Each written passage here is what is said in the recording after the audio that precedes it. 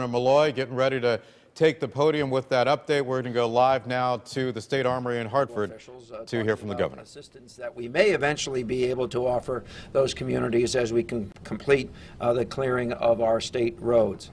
Much of the heavier snow has already passed through most of Connecticut. We expect some more moderate bands to pass through during the next couple of hours, but we are through the worst of the storm. The state will resume normal business operations to the extent possible as residents dig out from the storm. Third shift non-essential state employees should not report to work this evening, but all state employees should report to work as scheduled tomorrow. I want to thank Connecticut residents again for staying off the road since the travel ban went into effect. Since the ban went into effect, we have only had 15 accidents on our state roads. That is remarkable. Under slight storm conditions, we could expect upwards of several hundred accidents, and so the system has worked because people of Connecticut have responded. DOT plow crews are continuing to work around the clock. They are beginning to provide roads a second treatment after clearing them of snow. Therefore, I am announcing that we will be lifting the statewide travel ban as of 2 p.m. Residents traveling to Massachusetts, or anyone traveling to Massachusetts or Rhode Island, should be advised that their travel bans are still in effect for most counties in their states.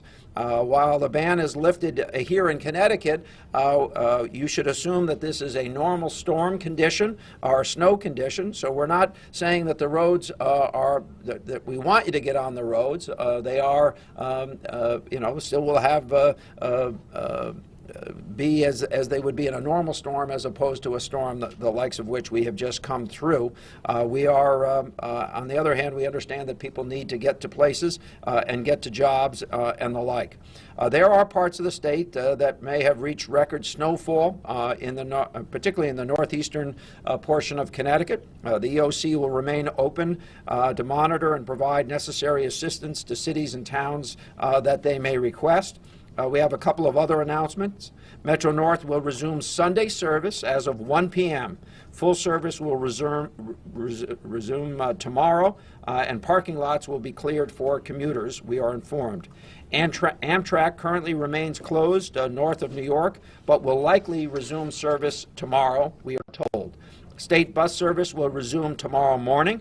And please check with your local schools on closures for tomorrow, as well as with state and private universities. With that, I'll take your questions. Are there any sections of eastern Connecticut, especially northeastern Connecticut, that are closer to Worcester County in Massachusetts that are having a special difficulty that you know of? Our main highways, and that's why we're saying that we'll open the travel ban at 2 o'clock, will be passable. What speed that's passable at remains to be a question. Right now, traffic on some of those roads is very, very slow, even for our own vehicles.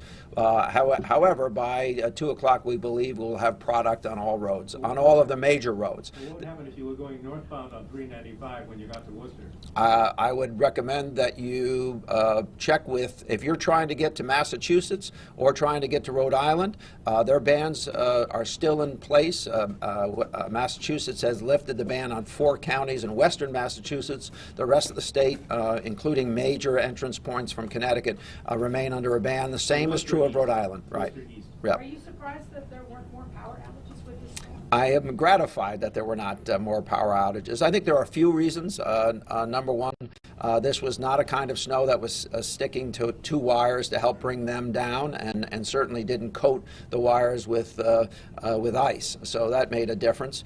We've had a very aggressive tree trimming program over the last few years.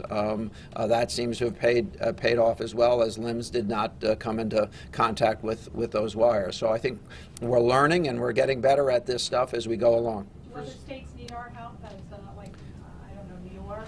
Well, I don't think New York does.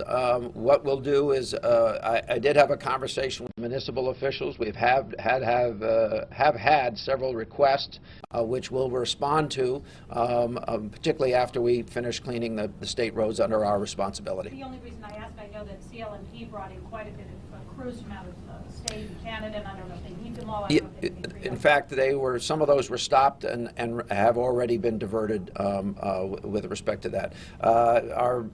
What we've heard about Massachusetts is, for instance, all of Nantucket is without power, and that there are about 35,000 folks without power in Massachusetts, as opposed to about 1,500 as a result of one outage in Greenwich, Connecticut, which took place at 10:34 and is being addressed as we speak. Are any additional resources needed in the eastern parts of Connecticut since they've been hit the hardest, or are they doing just fine as it is? No, I think that they're going to need help, and we've had discussions with New London, for instance, and Pomfret, for instance, and we will make resources available to them once we complete our road clearance of our obligated roads, so we're in correspondence with them as we speak. What were the 400 National Guard personnel doing, and when will they be released? Actually, I think some of the National Guard folks may respond to both Pomfret and New London, and they were